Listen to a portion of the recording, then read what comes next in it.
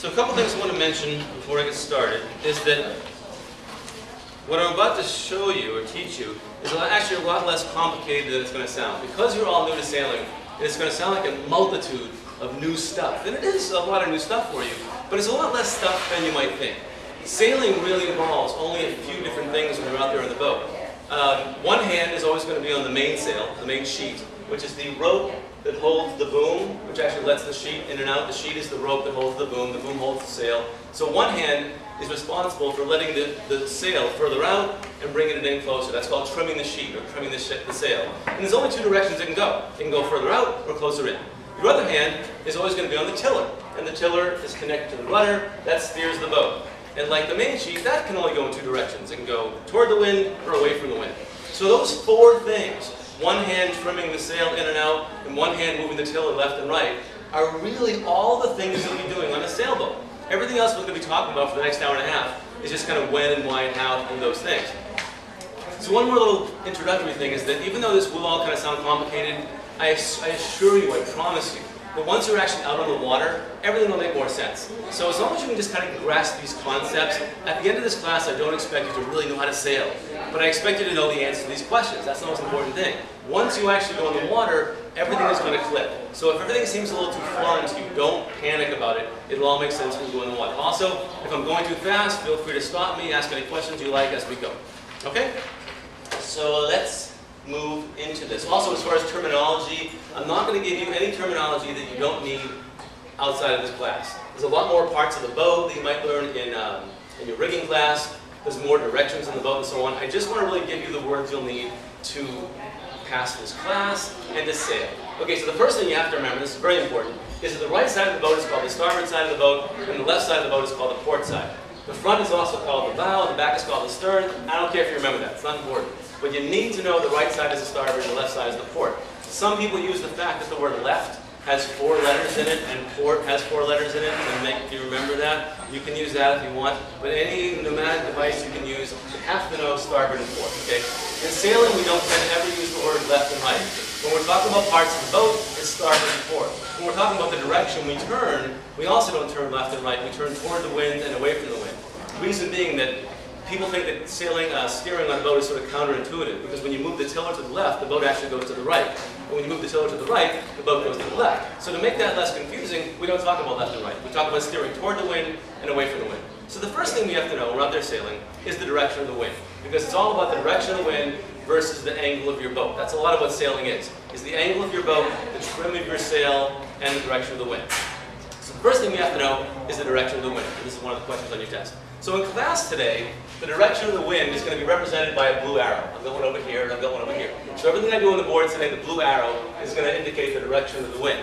But as any of you who've been out on the Charles River know, we don't have a big blue arrow in the sky telling us which way the wind is blowing. I wish we did. I've been trying to get them to get one for years, but apparently they're very expensive. So we have to come up with other ways of determining the direction of the wind.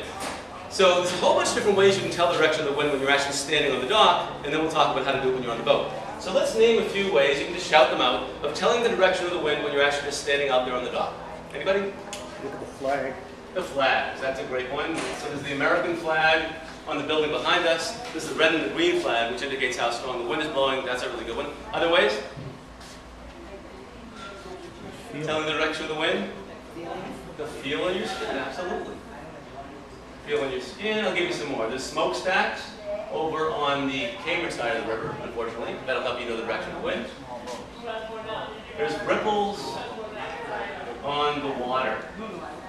It's actually very difficult to tell the direction of the wind from the ripples on the water. I can't even do it, so if you guys can teach me, that's fine. But it is one of the ones on the list. Another really good one is boats at the mooring. And I'll explain that.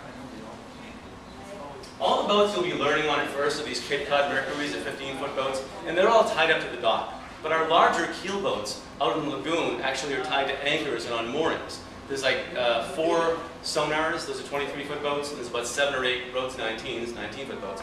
They're all over in the lagoon and they're tied to moorings. When those boats are sitting by themselves with nobody on them, they're all pointing in the exact same direction. They're all pointing toward the wind, because the wind goes down each side of the boat evenly and tilts the boat into the wind. So if you were just to glance over there and see 5 or 6 boats, they're all pointing directly into the wind. So that's one good way to know the direction of the wind. flags, wheels, deliverables. Yeah, that's good. So that's a good list of ways of telling direction of the wind when you're actually on the dock. But more importantly, and most importantly, you're going to need to know the direction of the wind when you're on the boat. None of these are going to help you when you're on the boat. So when you're on the boat, the way you're going to tell the direction of the wind is from your telltales. What is a telltale? This is a telltale. Now I know what you're thinking. You're thinking, Scott, that's just a piece of blue yarn. Oh, that is a piece of blue yarn. But when it's attached to the boat, it becomes a telltale. So these wires here that go from the mast down to the boat are called stays. They're side stays. One's on the starboard side of the boat, one's on the port side of the boat. And the whole point of those is to keep the boat from falling apart. So those hold the mast up. And what we do is we attach a piece of blue yarn to the starboard side and the port side of those pieces of wire. You know, if you do go out on a boat and it doesn't have telltales on the stays, you should put them on there. So you can actually go to somebody in the dockhouse and say, I want some telltales. They can actually pull out a spool of blue yarn, they'll pull out a couple pieces for you, and you can go ahead and tie them on yourself. It's really important because it's really easy to tell the direction of the wind. As you can imagine, these are so light, they flow in the wind. So as the wind blows, you can see the direction of the wind from this. So if I were to draw a bird's eye view of the boat,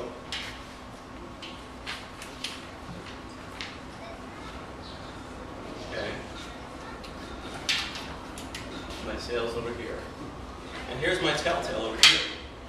So if my telltale were blowing in that direction, that means the wind is blowing from there. Okay, so the wind blows the telltale.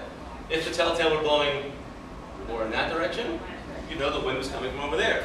If the telltale were blowing straight back at you, the wind would be blowing straight ahead of you. So when you're out on the boat, your telltales are really your best friend. Unless you're out on the boat with your best friend, then your telltales are like your second best friend. So that's the different ways of telling the direction of the wind. Again, on the boat, the telltales, on the shore, a variety of ways. They're going to ask you to name several ways, list a couple ways on the shore, and of course, list your telltales. So once you know the direction of the wind, we can talk about maneuvering the boat and the position of the boat and so on. This chart over here, you don't have to memorize. Please don't, and don't write it down. It's just for reference so I can tell you a few things about the position of the boat versus the position of the wind. One thing I want to let you know is what starboard tack and port tack means. What these boats are is they represent all the different angles of the boat. They're called points of sail, and they all have different names. I'm not going to tell you the names because you don't need to know them. You do need to know a couple, and we'll go over those. But all the boats that are on this side are on what's called the starboard tack. What that means is the wind is blowing over the starboard side of the boat. So anytime the wind is blowing over the starboard side of the boat, your boat is on a starboard tack. Anytime the wind is blowing over the port side of the boat, your boat is on a port tack. So that's what starboard tack and port tack means. So all of these boats are on a starboard tack, all these boats are on a port tack. A sailboat can sail in any of these directions, except straight into the wind. A sailboat cannot physically go directly into the wind. If your sailboat is in this position, which is not officially a point of sail, it's what's called being stuck in irons. Irons is this 45-degree angle into the wind in which a boat just can't sail. It's also called the no-go zone. So if your boat is ever in this 90-degree angle toward the wind, it just won't be moving. So to help tell you if your boat is in irons, one is your boat won't be moving, and two is the sail here, which is represented by this red line, will just be flapping in the wind. That's called luffing. Okay, so like a flag that's flapping in the wind. So if your boat is in irons, you won't be moving anywhere, and your sail won't be on the port side, it won't be on the starboard side, it'll just kind of be in the middle. It'll just be flapping in the breeze, making a lot of noise, just luffing. Okay? So that's called being in irons. And we'll talk about how to get out of irons when you're stuck in irons. It's very easy. And you will get stuck in irons, so it's no big deal. But that's the one direction that the boat can't go. But the boat can go in all these other different directions, and again, they all have different names. The only ones that you need to learn are a close haul course and a run. We'll talk about a run later. So there's basically two kinds of sailing. The sailing upwind, which is sailing into the wind, and the sailing downwind, which is the wind behind you. First, we're going to talk about sailing up into the wind. Okay? Again, I mentioned you can't sail directly into the wind. But you can sail just off the edge of the wind. So what close hauled is, and this is a question on your test, close haul is the position of the boat that's as close to the wind as it can be without going into irons. So if this boat were to move any further that way, it would get stuck in irons, the sail would start luffing, and the boat would stop going. So if it's just off the edge of irons, it's on what's called a close haul course. There's one on the starboard tack, and there's one on the port tack, depending on which way the wind is blowing over your boat. Okay? So again, close haul is simply the position of your boat that's as close to the wind, or the wind is also called the eye of the wind. So if your boat is as close to the eye of the wind as it can be without dipping into irons, it's close haul. Also in that position, the sail is as close in as it can be. And close in as it can be on a Mercury is right over the corner of the boat. Okay, you can see that. And again, that's a close haul boat on that side. So that's close haul. One question they ask on the test is, how do you know when your sail is set for maximum efficiency? And the answer is, when your sail is on what's called the verge of the luff. And I'll explain that. I mentioned that luffing is when your sail is sort of flapping in the wind, not doing anything. And when you're in irons, that's all it's going to be doing. But in any position that your boat is in, if the sail is too far out, it'll start luffing a little bit. And if you pull it back in a little bit, it'll stop luffing, it'll be nice and tight. So the idea of being on the verge of a luff, or having your sail set to maximum efficiency, means that if you let your sail out any more, it'll start luffing a little bit. You pull it back in, it'll be nice and tight. That's on the verge of a luff. So that's when your sail is set for maximum efficiency. And each of these different positions of sail has a proper distance that the sail should be out. And you'll always know if the sail is too far out, because it'll start luffing, and you can pull it back in a little bit, and it'll be set for maximum efficiency. Question is, does your sail always have to be set for maximum efficiency? Absolutely not. You're still going to have fun out there, and it's all about having fun, if your sail is set a little bit improperly. The only time maximum efficiency really matters is when you're racing. Because when you're racing, you want to be going as fast as you can possibly be going in any point of sail. So when you're racing, you really have to think about, am I on the verge of a luff? And you'll see the racing skippers constantly letting the sheet out a little bit, starts to luff, bring it back in, always making sure they're right on that hairy edge, verge of a luff. That'll let them go the fastest they can go in any position. But you don't necessarily need to be going the fastest you can be going in any position. So all that you need to remember is what the definition of maximum efficiency is verge of a luff. And you need to know, we'll talk about this in a minute, that the further you're out from the wind, the further your sail goes out, and the closer you are into the wind, the closer your sail is in. When you say let it out, you mean away from the center line of the boat? Yeah, you let the sheet out. Yeah. So basically trimming out or easing the sheet. Just letting the mainsail through your fingers a little bit, letting the boom go further out, as opposed to pulling it in and bringing it further in. Okay. So let's talk about the ways of turning the boat. And again, there's only two different ways you can turn the boat. We don't talk about left and right. You can turn the boat toward the wind or away from the wind. And they each have different names. The first one is called heading up, and the second one is called bearing off. These are simply the two different ways of steering the boat. Heading up simply means steering the boat toward the direction of the wind. That's all it means. So when they ask you on the test, what is heading up? It's steering your boat toward the direction of the wind. How do you head up? You push the tiller toward the sail. So if you could just remember, tiller toward the sail is toward the wind. So, on my little toy boat here, let's say this boat represented this boat. Okay?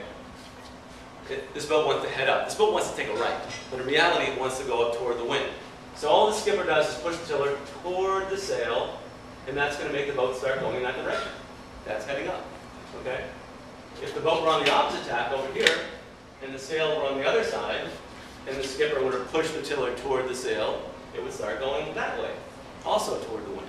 And you can see why left and right are irrelevant, because in one case it's going left, in one case it's going right. The important thing is they're both going up towards the wind.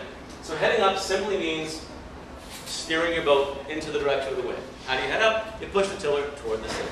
Bearing off is the opposite. As you can imagine, it means steering the boat away from the wind. And how do you bear off? You pull the tiller away from the sail. So this boat over here, if we're on a tack like this, and the skipper were to pull the tiller away from the sail, the boat would start moving away from the eye of the wind. Okay? So it's pretty simple. There's only two, heading up, bearing off. So when they ask you what is heading up, it's steering your boat toward the direction of the wind. How do you head up? Push the tiller toward the sail. What is bearing off? Steering the boat away from the direction of the wind. How do you bear off? You pull the tiller away from the sail. That's all you're going to have to tell them when they ask you the question. But you as sailors have to know a little bit more. You do have to know that the further your boat is away from the wind, the more you let the sail out. And the closer your boat is toward the wind, the more you bring the sail in.